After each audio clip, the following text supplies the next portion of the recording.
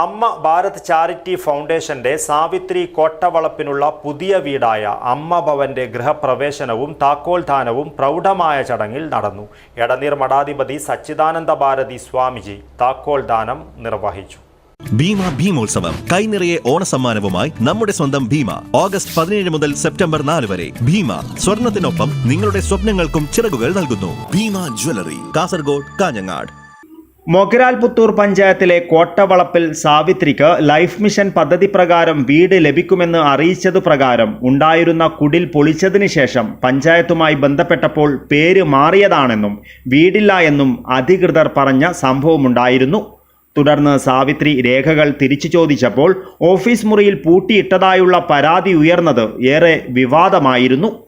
അന്ന് സാവിത്രിയുടെ ദുരിതാവസ്ഥയും നിസ്സഹായാവസ്ഥയും മനസ്സിലാക്കി അമ്മ ഭാരത് ചാരിറ്റി ഫൗണ്ടേഷൻ വീട് നിർമ്മിച്ചു നൽകുമെന്ന് ഉറപ്പ് നൽകി. ആ ഉറപ്പാണ് ഇപ്പോൾ പാലിക്കപ്പെട്ടിരിക്കുന്നത്.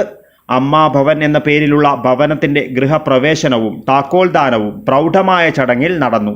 എടനീർ മഠാധിപതി സച്ചിദാനന്ദ ഭാരതി സ്വാമിജികൾ ദീപപ്രജ്വലനവും താക്കോൽദാനവും നിർവഹിച്ചു.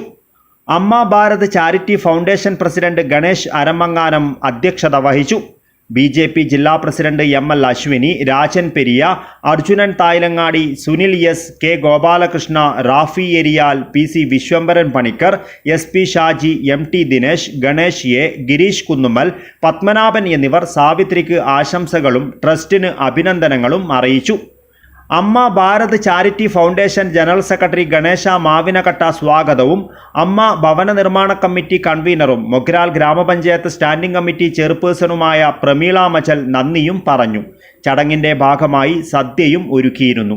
സാമൂഹ്യ രാഷ്ട്രീയ സാംസ്കാരിക മേഖലകളിലെ പ്രമുഖരുടെയും വിവിധ സംഘടനാ പ്രതിനിധികളുടെയും നാട്ടുകാരുടെയും സംഘടനാ പ്രവർത്തകരുടെയും ആത്മീയ നേതാക്കളുടെയുമെല്ലാം സാന്നിധ്യം പരിപാടിയെ ഒരു നാടിൻ്റെ ഉത്സവം തന്നെയാക്കി മാറ്റി.